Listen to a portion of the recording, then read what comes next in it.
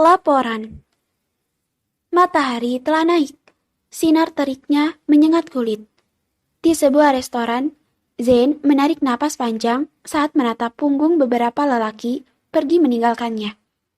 Di antaranya, Ken dan beberapa stafnya. Satu meeting selesai lagi hari ini. Zane menarik sudut bibirnya saat menatap ke arah meja. Tatapannya tertuju pada kotak makan berwarna hijau, pemberian dari Alana tadi pagi.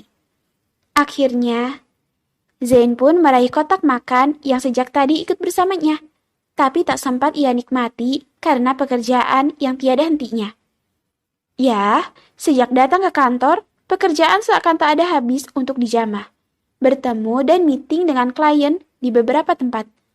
Mata Zane berbinar saat membuka kotak makan yang berisi nasi dan daging rendang kesukaannya. Air liurnya seakan menetes, padahal dia baru saja makan dengan klien. Tapi dia begitu tergiur dengan makanan di dalam kotak makan itu. Seharusnya dia masih kesal pada vampir Cina itu karena memberikannya lengkuas. Tapi kenapa juga dia luluh menerimanya? Zane mulai menyendok makanan ke mulut. Enak, gumam Zane. Vampir Cina itu memang hebat memasak. Rasanya seperti sedang makan di acara pesta pernikahan. Gumam Zane lagi makan dengan lahap. Entah mengapa, masakan Alana selalu membangkitkan kenangan. Zane terus menyantap makanannya hingga terhenti saat menatap lelaki berjas hitam melangkah mendekat. Tuan, ini sudah saatnya kembali ke kantor. Anda ada rapat penting dengan Dewan Direksi. Ujar Ken. Zane mendengus. Dia bahkan belum selesai dengan makanannya. Dia harus pergi lagi, rapat lagi. Tuan, orang yang telah saya suruh menyelidiki telah mendapatkan laporan yang Anda minta. Sambung Kai. Mendengar itu, Zane seketika mengangkat pandangannya menatap Ken lekat. Jadi, laporan tentang perempuan dan vampir Cina itu telah ada?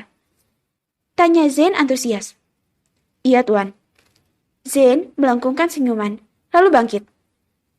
Ayo kita ke kantor sekarang. Ujar Zane meninggalkan restoran dengan langkah cepat. Zane dan Ken telah berada di ruang presdir. Zane duduk di kursi kebesarannya. Manik mata Zane mengarah pada dua map yang bertumpuk. Dua laporan dari Laura dan vampir Cina-nya. Tangannya terulur mengambil laporan yang sangat ingin dia tahu. Dan ternyata itu hasil dari... Zane mulai membaca kertas putih itu. Ternyata dia mengambil data tentang perempuan licik itu. Dia penasaran dengan perempuan yang dikatakan oleh Alana. Setelah mencocokkan dengan foto yang diambil oleh Nona Alana, nama perempuan itu bukan Laura. Tapi dia adalah Cassandra Angela. Latar belakangnya semua tertulis di sana. Dia selalu bersekolah di sekolah milik keluarga Walter. Dan sudah sejak lama dia dibiayai oleh keluarga Walter. Jelas Ken. Keluarga Walter. Zane mengening menatap Ken. Raut wajahnya meminta penjelasan. Iya, Tuan. Siapa? Apa benar pamanku? Tuding Zane. Masih diselidiki, Tuan.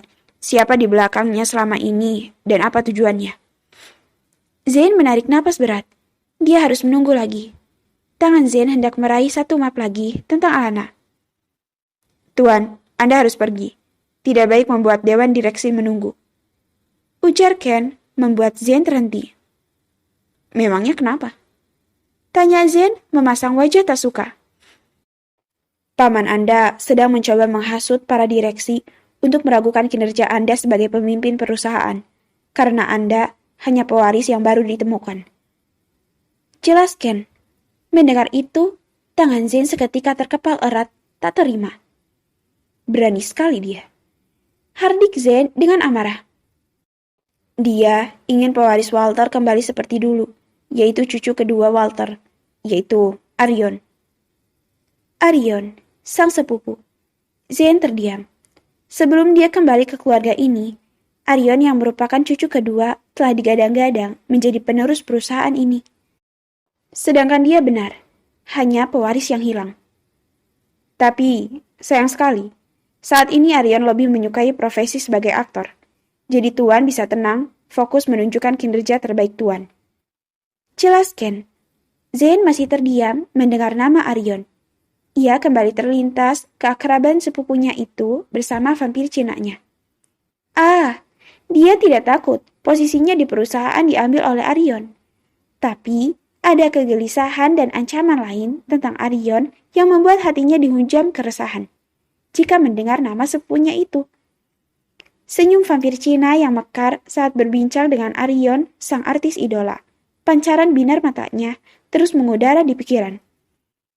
Ayo Tuan, kita harus pergi. Ucap Ken, memecah lamunan Zane. Pemuda ini menarik napas berat lalu bangkit, melangkah keluar ruangan bersama dengan Ken.